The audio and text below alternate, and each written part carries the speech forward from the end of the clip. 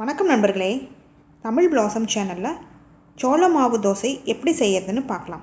அதற்கு தேவையான பொருட்கள்: சோள மாவு 1 கப்பு 250 ml, ஜீரகம் 1 டீஸ்பூன், மிளகுத்தூள் 1 டீஸ்பூன், தேவையான அளவு உப்பு, பெரிய வெங்காயம் 1, கொத்தமல்லி இலை சேர்த்து நல்லா கலந்துக்கலாம்.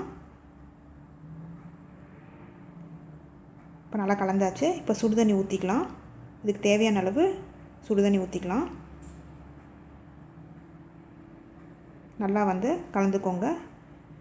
தேவையான அளவு தண்ணி ஊற்றி ரவை தோசை பாத்துக்கு நம்ம மாவை கரைச்சி எடுத்துக்கலாம். ரொம்ப கெட்டியாக இருக்கக்கூடாது, ஓரளவுக்கு தண்ணியாக இருக்கணும்.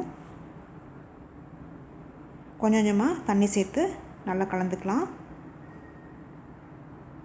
பாருங்கள், மாவு இந்த பதத்துக்கு இருக்கணும். தோசைக்கல் காஞ்சிருச்சு, தோசை ஊற்றிடலாம். இதுக்கு தேவையான எண்ணெய் ஊற்றிக்கலாம். நல்லா வேகட்டும். பாருங்கள், ஒரு சைடு வெந்துருச்சு, நம்ம திருப்பி போட்டுக்கலாம். அடுத்த சைடு நல்லா வேகட்டும். இது நல்லா வெந்துருச்சு. சுவையான சோள தோசை ரெடி ஆயிடுச்சு. இதுக்கு தேங்காய் சட்னி, தக்காளி சட்னி எல்லாம் நல்லாயிருக்கும்.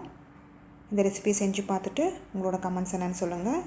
பிடிச்சிருந்தால் லைக் பண்ணுங்கள், ஷேர் பண்ணுங்கள், சப்ஸ்கிரைப் பண்ணுங்கள்.